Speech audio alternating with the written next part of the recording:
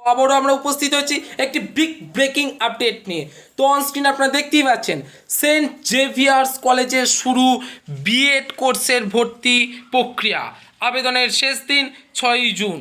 বিভিন্ন স্কুলে শিক্ষকতার জন্য প্রয়োজনীয় এই 2 বছরের বিএড কোর্সে আবেদনের জন্য যোগ্যতার নির্দিষ্ট কিছু মাপকাঠি রয়েছে।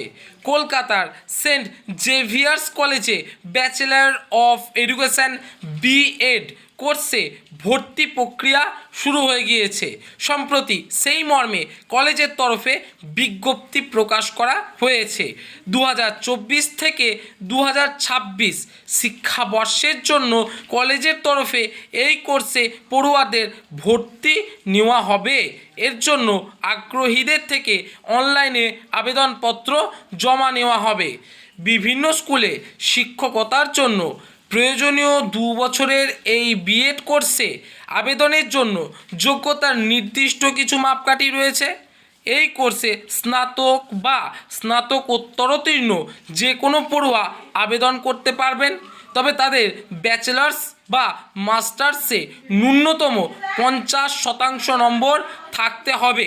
সুরক্ষিতদের ক্ষেত্রে 5% ছাড় থাকবে। যারা এই মুহূর্তে স্নাতক বা স্নাতকোত্তরে পাঠরতরা এই কোর্সে আবেদন করতে পারবেন না। ফ্রেশার্সদের ক্ষেত্রে কোর্সে আবেদনের সর্বোচ্চ বয়স নির্ধারণ করা হয়েছে 40 বছর। কলেজের তরফে বিএড কোর্সের জন্য যে যে বিষয় পড়ানো হবে সেগুলি হলো অর্থনীতি, ইংরেজি, বাংলা, হিন্দি, ইতিহাস, রাষ্ট্রবিজ্ঞান, ভৌতবিজ্ঞান, গণিত, জীবনবিজ্ঞান এবং ভূগোল। এক্ষেত্রে অন্তত একটি বিষয়ে পড়ুয়াদের গ্র্যাজুয়েশন বা পোস্ট গ্র্যাজুয়েশন কোর্সে থাকতে হবে। এছাড়াও ইংরেজিতে কথোপকথন এবং লেখালেখির ক্ষেত্রে পড়ুয়াদের স্বচ্ছন্দ হতে হবে। আগ্রহীদের কলেজের ওয়েবসাইটে গিয়ে মূল বিজ্ঞপ্তিতে উল্লিখিত লিঙ্কে ক্লিক করে সমস্ত নথি সহ আবেদন জানাতে হবে। আবেদন মূল্য বাবদ জমা দিতে হবে 1000 টাকা। আগামী 6ই জুন আবেদনের শেষ দিন।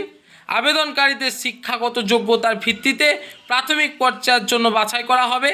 এরপর ইন্টারভিউয়ের বিভিন্ন বিষয়ের দক্ষতা যাচাই করা হবে।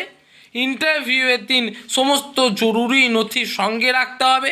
এরপর চূড়ান্ত বাছাই তালিকা প্রস্তুত করা হবে। পড়ুয়াদের শিক্ষাগত যোগ্যতা এবং ইন্টারভিউয়ের ভিত্তিতে এই বিষয়ে বিশদ জানার জন্য সংশ্লিষ্ট ওয়েবসাইটটি দেখে নিতে হবে।